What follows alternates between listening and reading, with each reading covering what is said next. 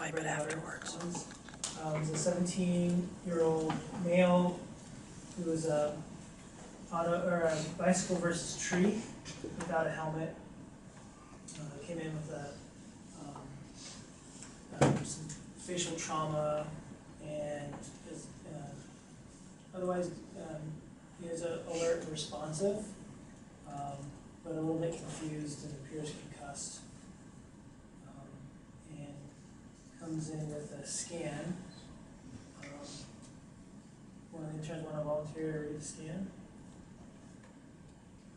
Sure. So you got an axial CT, no contrast.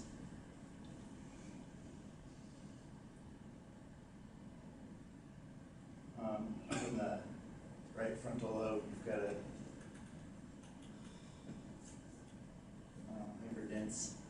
hyperintense area.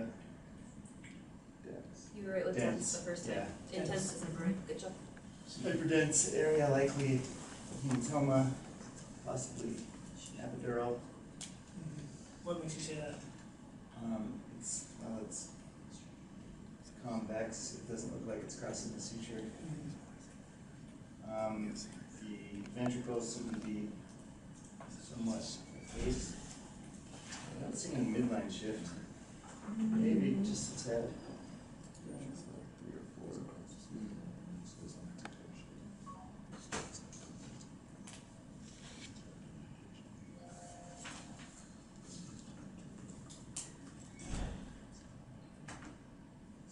That's a midline shift.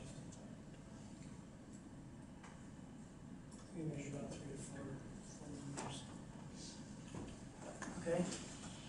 What are some other findings on here that maybe are a little bit more concerning, and seeing how this is an acute hemorrhage, like volume trauma? The things that you should be looking for that this maybe not represent typically, but kind of. Right. So some of that looks more hypoacute. Yeah. So maybe there's there's something actively going on, right? Typically it's called that swirl pattern. Sometimes you'll see in the middle of an acute hemorrhage. Maybe this hasn't gotten big enough yet to where you don't see that kind of swirl pattern. Right. Maybe it's going there. So this is kind of a sign of potentially impending badness, something that's not going to stop, happen on its own. So is a 17-year-old with midline shift, and it looks probably an acute epidural hematoma.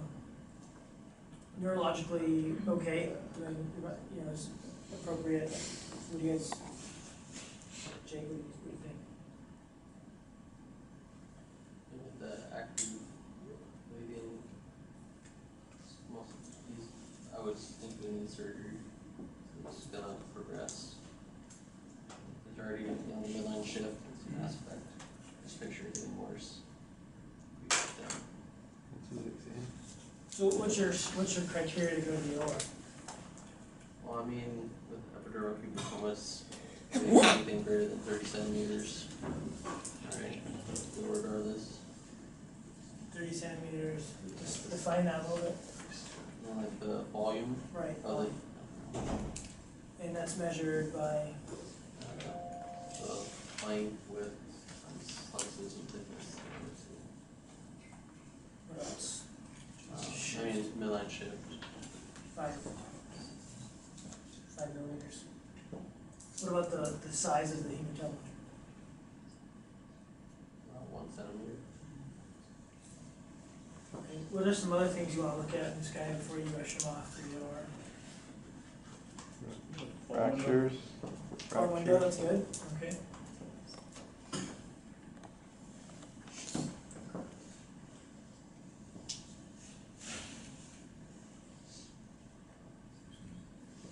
Next victim, Dr. Tour, what do you see?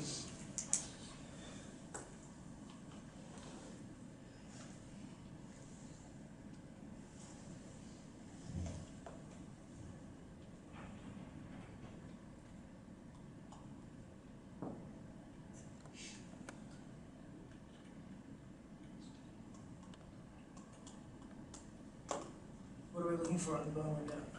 In terms of fractures, Mhm. presuming that the epidural hematoma was on the right side, concern. Do you see one?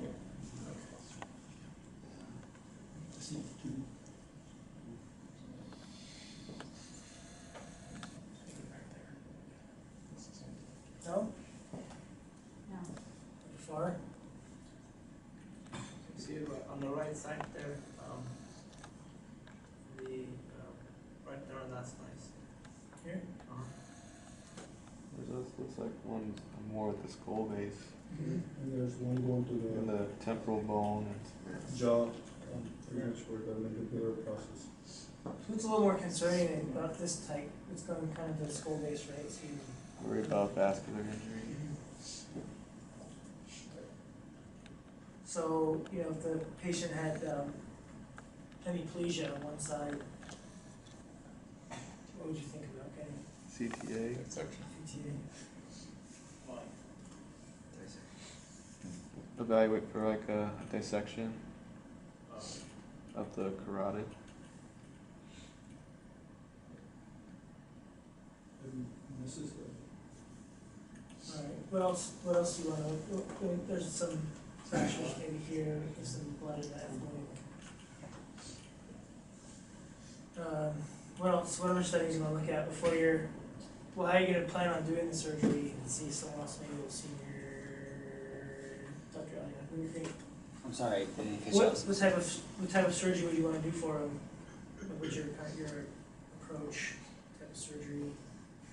Did we establish it was for sure an epidural? Because it looked kind of like a subdural to me, with like some hyperacute components. Well, I know what the answer is, but you guys don't. So you're concerned that it could be a subdural? Yeah, it just looks just by the acute component looks like an epidural, but you know, considering that there's hyperacute components, just I You don't know, have it a just looks like. 17-year-old with hyperacute blood and some midline shift. Would it change your mind? No, I know. I was just talking. I know it's not going to change, but I was just, you know. Are you stalling? It's just going to change my mind. No, so I'm not. Was that like a sleight of hand and then we don't see what's going on over here? Yeah, so I mean, so if you're gonna take him to the OR, so you do a decompressive cranny. I mean, depending on how much edema is there, how much swelling that there is, you can decide if you wanna, you know, do a craniectomy or a craniotomy. It doesn't seem like you would need to do like. So I don't know Some because details. it's How do you want to position, how could you compress a craniectomy, you know, we have many different. Oh yeah, so I position a patient prone. I'll get a towel roll. I mean, supine. Let's do prone, and that's supine. That posterior fossa hemorrhage is huge. Sorry, I know. So I'll place the patient supine. You get a roll. So if it's on the right side, you put the roll on the right side. You turn his head to the left side. You get it. Exactly, you turn his head, right? So what image do you want to get before you go on that? C-spine. Let's see to the C spine. I was waiting for you to say that, just so you can make. Is he eating jockey? No.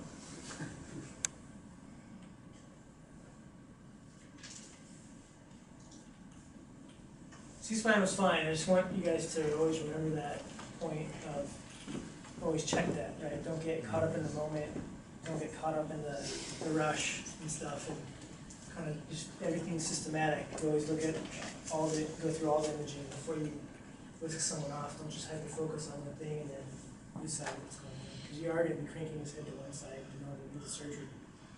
Did you say what his exam was? He was a little bit confused, concussed, but he didn't have any lateralizing symptoms. He's doing okay. Sorry, I just wanted you to say turn his head so I could make that fine. But so, Thanks. Yeah, actually getting a C-spine because, you know, it's a huge association with the other SCs and spine fractures. So right. a lot of the hospitals will just get a CT of the head and, you know, get the CT of the cervical spine because they think the patient's okay. That's more important. But that part right there is why we have to look at every C-spine images with every head injury patient. And if your patient is confused, even though you have no fractures, that's not going to rule out other injury is impossible to hear this injury. You just have to be careful when you turn the patient. And then just because you're not on spine doesn't mean that it gives you right or forgives you to not look at the spine. We're all close.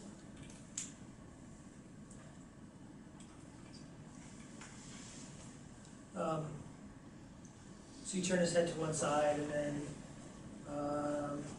shoulder roll.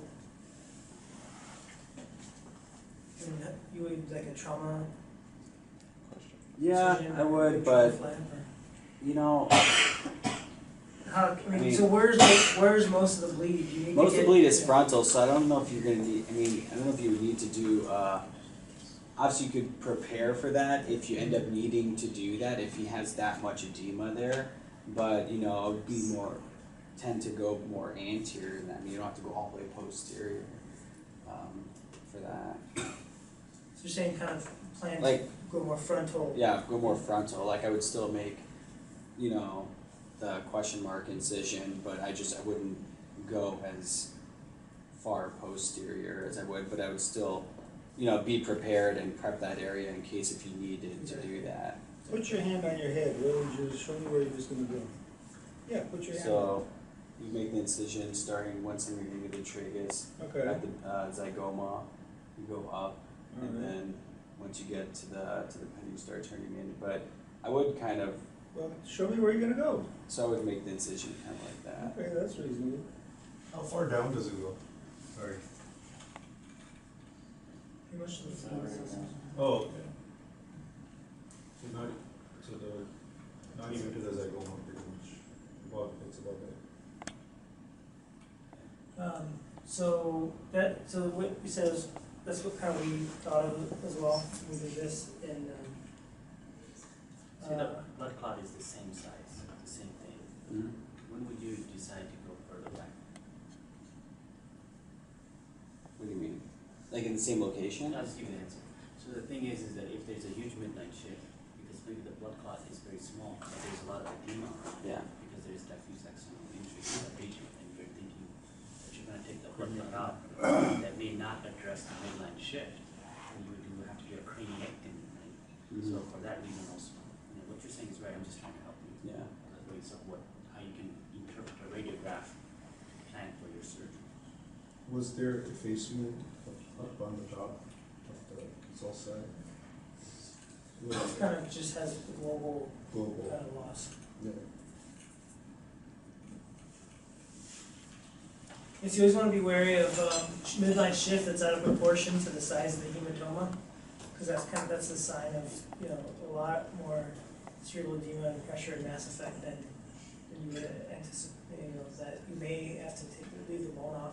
Here I think it's probably pretty proportional, you know, I wouldn't say it's grossly, sometimes you'll see like a huge midline shift and not a big hematoma, so you think maybe this is more of a traumatic, you know, like maybe the patient was hypotensive in the field, they weren't perfusing enough, and so now you're dealing with maybe some more cerebral edema or hypoxic brain injury type issues. Not just the hematoma. All right, so John, I think was this being you? Was it? Yeah. Last week of Right. June. Yeah. You want to talk about what we did, or? Yeah. Remember? So. Putting you on the spot, sorry. No problem. So we pretty much set the patient up just like Chris had explained. You know, keep the patient supine, shoulder roll on the right, with his head turned to the left. Our incision was pretty much the trauma question mark incision, but we were very. No, we prepared like that, and that was our bail. We did a kind of just an incision like that, like a perioral type. Yeah, but we had made the dotted lines just in Right. case, and we put up the area just in case. Right. So it was like a shorter question mark that had a little bit of a curve to it, and we exposed to the front, pushed the scalp very forward, anterior, and we made a small craniotomy right around the area. And as soon as we made the craniotomy burr, we had blood flow return, so we knew it was epidural. We took the bone flap off. We made sure that there was no dura leaks, and then pretty much left it drain and got out of there. But, too much too soon. Talk about plating the bone, and when we made, remember how the bone. We were making sure that we had left for the plating. We wanted to make sure there was no metal pieces in front of his forehead. I mean, sorry, in front of his hairline. So we wanted to hide the plating very well. Right. And we also just Remember want burn cap. because of the fracture, the bone came apart. So Apart, that's always something you gotta think about when we're replacing your burr hole, is that when as you're doing your craniotomy, that when there's a big fracture going through that, you're gonna, you know, that kind of event is the bone split into two. So we had to fix that. We also had to put lace for another drink. That wasn't a drink. That was a drink. Yeah. He did well, and the scan looked good.